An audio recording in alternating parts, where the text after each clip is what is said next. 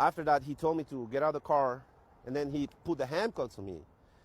And then he went to me and said, how did I get into this country, and if I was waiting for court or if I have any case. And I told him I was an American citizen. I regret my vote for Donald Trump. I regret it because I needed these changes sooner. I needed the prices to go down sooner so that I didn't drain out my bank accounts and go into crippling credit card debt, so that when I had an emergency, I had money set aside. So when my son's glasses break, I could actually get him new ones.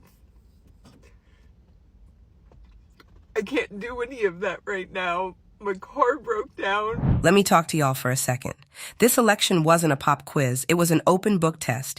Every warning, every red flag, every piece of truth. It was all right there. But somehow, some of y'all still circled the wrong answer. I'm talking to the Latino community, to those who believed the promises, who thought choosing Trump was choosing change. I know not everybody did, but enough did for us to feel the ripple. And now, some of you are living with that regret. Not in theory, in reality. ICE is showing up at your doors. Families are being torn apart. And the man you thought would protect your values, he's the one enforcing your pain. That's what hurts the most. This idea that the grass would be greener, that maybe siding with the same system that's hurt others wouldn't turn around and hurt you too. But this system, it don't play favorites. It just plays power. I'm not here to shame you. I'm here to wake folks up. Because this ain't just about one vote. It's about how we keep letting them divide us, how we keep forgetting that their survival depends on our silence, our confusion, our separation. So, see this, not just with your eyes, but with your heart, with your memory, with your community in mind. This is real life, not just video clips. This is the aftermath. This is the I told you so moment nobody wants to hear, but needs to, because next time, we can't afford to fail the test again. See this, and really ask yourself what side of history you want to be on. They didn't ask me for any ID. I was telling the officer if I can give him the ID, but he said that just keep my hands up, not moving. And then after that, he told me to get out of the car, and then he put the handcuffs on me. And then he went to me and said, how did I get into this country, and if I was waiting for court or if I have any case. And I told him I was an American citizen. And he looked at his other partner like, you know, smiling, like saying, can you believe this guy? Because he asked the other guy, do you believe him? Machado said he was uncuffed and immediately released after showing his driver's license. The two men with him were taken into custody. He does not know why. The incident has caused him to reflect. Definitely, because like I say, I was Trump supporter. I voted for Trump last elections, but because I thought it was going to be the things, you know, like be pointless, like just go against criminals, not every illegal Hispanic looking like that they will assume we are illegals, you know. So, do you think that's what they're doing now? That's what they're doing now. They're just following Hispanic people looking like. Immigration lawyers suggest that residents and citizens carry ID with them at all times. So now I'm seeing all these videos of Mexican Americans crying about how they regret voting for Trump. And honestly, I can't feel bad for you. Because when we told you this would happen, you didn't listen. When it was just theoretical, it was easy to ignore. But now that your undocumented family is at risk, now that your kids are being targeted, or the kids in your circles, now that they're coming for you, now it's a problem. Listen, I get it. I have family who voted for him too, and I won't lie, it makes it very hard to process. It sometimes even makes it hard to talk to them, because how am I supposed to be okay with that? I have undocumented family. I have a trans sibling. Trump's policies directly hurt people I love. So when I see our own people supporting him, it feels like a slap in the face. And I keep asking myself, why? How did this happen? This man called Mexicans rapists. He bragged about deporting families. He made racial profiling and hate cool again. And still, some of you voted for him. And now, reality is hitting. Oklahoma just passed a law requiring parents to prove citizenship to enroll their kids in school. Texas is next. Who do you think they're coming for? not white, undocumented Europeans, Latinos. And now some of you are shocked. What did you think was going to happen? That they'd make an exception for you? That you're somehow a good immigrant? That Trump actually cared about Latinos? Be serious. I know some of you are going to defend your stance with like, well, my family voted for him because they don't like socialism. They care about small businesses. They're conservative. They're religious. Okay. But at what cost? At the cost of our people being deported? At the cost of our kids being denied education? At the cost of our community being unsafe? And so now you're feeling the consequences and you want us to feel sorry for you. No. I'm saving my sympathy for the people who didn't vote against their own families. It's exhausting. We tried to tell you, but if you voted for Trump and regret it, sit with that, reflect on it, because the rest of us, we saw this coming. Please don't share any hate, not even towards Latinos who voted for Trump. This is just my personal view and my frustration about this entire situation. So I admit, I regret my vote for Donald Trump. I regret it because I needed these changes sooner. I needed the prices to go down sooner so that I didn't drain out my bank accounts and go into crippling credit card debt, so that when I had an emergency, I had money set aside. So when my son's glasses break, I could actually get him new ones. I can't do any of that right now. My car broke down, and so I'm in a friend's car just to work, to continue living paycheck to paycheck.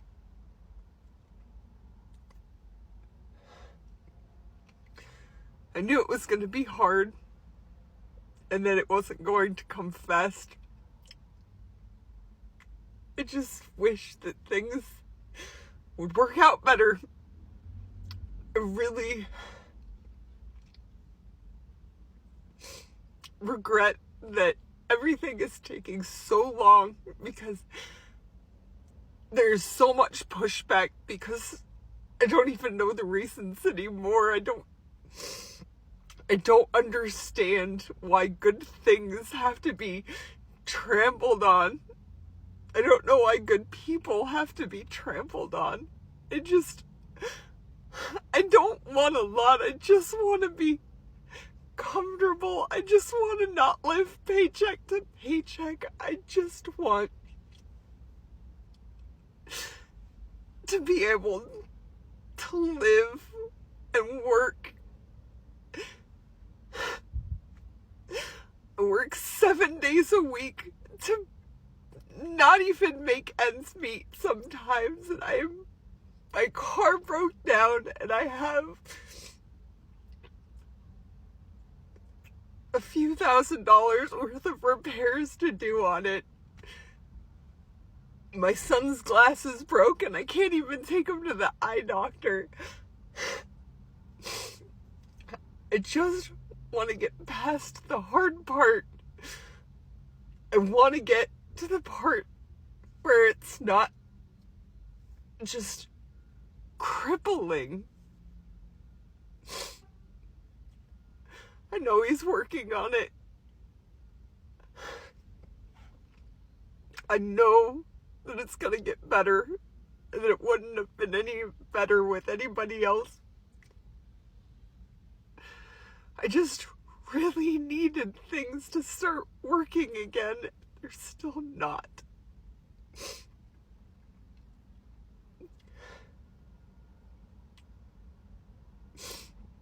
I mean, I owe more in taxes this year, which is just more debt that I can't pay. And I have to pay. It's just another $100 or so a month that I can't afford.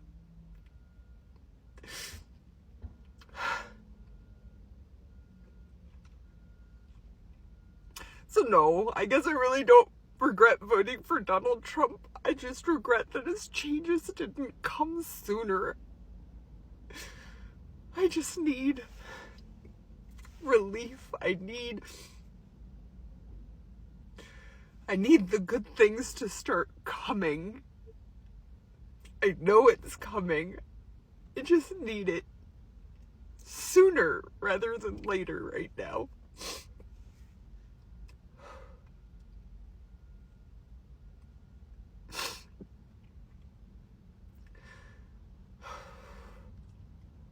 Good vibes, everybody. Thank you.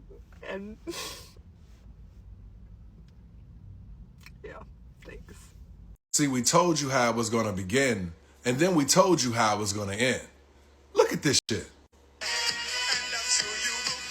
Very happy and excited that Trump won. As far as financially, obviously nothing's really changed. We're still under the Biden administration. But I know that it is coming. And so I admit I regret my vote for Donald Trump. I regret it because I needed these changes sooner. See, some of y'all are still in the fuck around and find out stage. See, most of y'all thought that when he was elected, he was going to change everything for you. Didn't realize that his first 100 days, he didn't give two shits about you. Every executive order was for something else besides what you thought it was going to be for. He's a businessman, so I'm not even sure why you guys are even surprised. These type of people don't go through everyday American shit.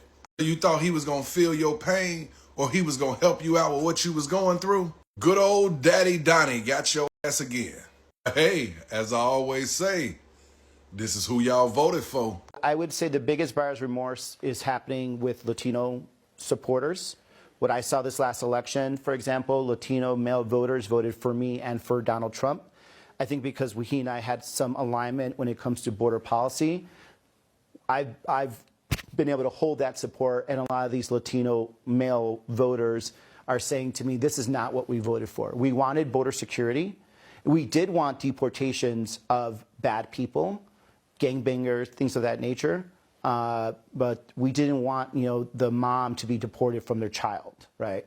And so that's where largely the buyer or even the mom and the citizen child together, because the administration says, well, we're going to keep them together. Yeah. That's a mom's choice. Exactly. And the other area, by the way, is business. A lot of businessmen and women are concerned about the economy. We are a border state. We're a richer state because of border trade. And some of the decisions the president has made is costing us jobs already. I'm going to take a different approach with all these Latinos and other immigrant groups who voted for Trump, and the leopards are now eating their face. Now you regret your vote and you're wondering, what can I do now? Well, there's a lot that you can't do that you should have did in the voting booth. But moving forward, first thing you need to do is really be real with yourself and acknowledge why you voted the way that you did. You know that discomfort that's coming up with sitting with the real reason why you voted the way that you did?